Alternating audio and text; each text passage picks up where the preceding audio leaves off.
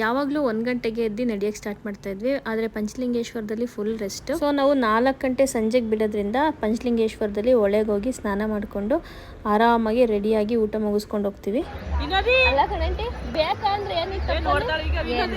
ಬೆಳಗ್ಗೆ ಎದ್ದು ಒಂದು ರೌಂಡ್ ಆಗಿ ಕಾಫಿ ಕುಡಿಯೋಣ ಅಂತ ಬಂದ್ವಿ. ಕಾಫಿ ಕುಡ್ಕೊಂಡು ಇವಾಗ ಹೊಳೆ ಹತ್ರ ಹೋಗ್ತಾ ಇದ್ದೀವಿ.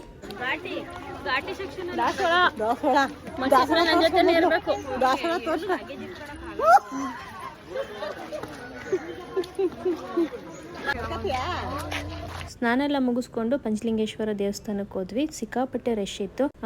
ವಿಡಿಯೋ ಎಲ್ಲ ಮಾಡೋಕ್ಕಾಗಲಿಲ್ಲ ದೇವ್ರದ್ದು. ಅಷ್ಟರಲ್ಲಿ ನಮ್ಮ ಗ್ರೂಪ್ ಅವರು ಊಟ ಎಲ್ಲ ರೆಡಿ ಮಾಡಿದ್ರು. ಆಗವರೆಲ್ಲ ಅವ್ರವ್ರ ಕೈಲಿ ಊಟ ಬಡಿಸೋದು, ಹಾಳೆ ಎತ್ತೋದು ಅದೆಲ್ಲ ಮಾಡ್ತಾರೆ. ಪಾದಯಾತ್ರೆ ಸತತವಾಗಿ ಸುಗಮವಾಗಿ ಸಾಗಕ್ಕೆ ಇವ್ರುಗಳೇ ಕಾರಣ. ಇನ್ನು ಅಲ್ಲಿಂದ ನಾವು 4 ಗಂಟೆಗೆಲ್ಲ ಹೊರಟ್ವಿ. ಸಿಕ್ಕಾಪಟ್ಟೆ ಬಿಸಿಲಿತ್ತು, ಆದ್ರೂ ಮಧ್ಯೆ ಮಧ್ಯೆ ಅಲ್ಲಲ್ಲೇ ರೆಸ್ಟ್ ತಗೊಂಡು ಹೋದ್ವಿ. ಈ ಪಾಪ ಅಂತೂ ನಾವೆಲ್ಲೋದ್ರೂ ಸ್ಮೈಲ್ ಕೊಡ್ಕೊಂಡು ಹೋಗ್ತಾನೆ ಇತ್ತು. ಆ ಚಾರ್ಮುಡಿನಲ್ಲಿ ಏನು ನಡೀತಾ ಇದ್ವಿ ಅಲ್ಲಿ ನಮಗೆ ನಿಂಬೆಹಣ್ಣು ಜ್ಯೂಸು ಎಲ್ಲ ಕೊಡ್ತಾಯಿದ್ರು. ನಾವು ಈ ಸಲ ಕಟ್ರೂಟಲ್ಲಿ ಹೋಗ್ತಾ ಇಲ್ಲ, ಡೈರೆಕ್ಟು ಉಜಿರೆಗೆ ಹೋಗ್ತಾ ಇದ್ವಿ. ಉಜಿರೆ ನಮ್ಮದು ಲಾಸ್ಟ್ ನೈಟ್.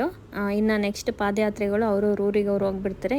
ಬೆಳಗ್ಗೆ ಎದ್ದು ಧರ್ಮಸ್ಥಳಕ್ಕೆ ಹೋಗ್ಬಿಟ್ಟು 4 ದಿನದಿಂದ ಕೆಲಸ ಕಾರ್ಯಗಳೆಲ್ಲ ಬಿಟ್ಟು ಪಾದಯಾತ್ರೆಗಳಿಗೋಸ್ಕರ ಸಮಯನ ಮೀಸಲಿಟ್ಟು ಅವ್ರು ಸೇವೆ ಮಾಡ್ತಾ ಇರ್ತಾರೆ. ಊಟ ಆಗಿರ್ಬೋದು, ತಿಂಡಿ ಆಗಿರ್ಬೋದು, ಅವ್ರಿಗೆಲ್ಲ ಶಾಲ್ ಹಾಕ್ಬಿಟ್ಟು ಧನ್ಯವಾದಗಳನ್ನ ತಿಳಿಸಿ ನಾವೆಲ್ಲ ಊಟಕ್ಕೆ ಕೂತ್ಕೊಂಡ್ವಿ. ಪಾದಯಾತ್ರೆ ಬಂದಾಗಿಂದ ಎಷ್ಟು ಆಕ್ಟಿವ್ ಇದ್ದಾನೆ ಅಂದರೆ ನೀರು ಕೂಡ ಸಂಪೂರ್ಣ ಜವಾಬ್ದಾರಿ ಇವಂದೇನೆ. ಸಿಕ್ಕಾಪಟ್ಟೆ ಆಕ್ಟಿವ್.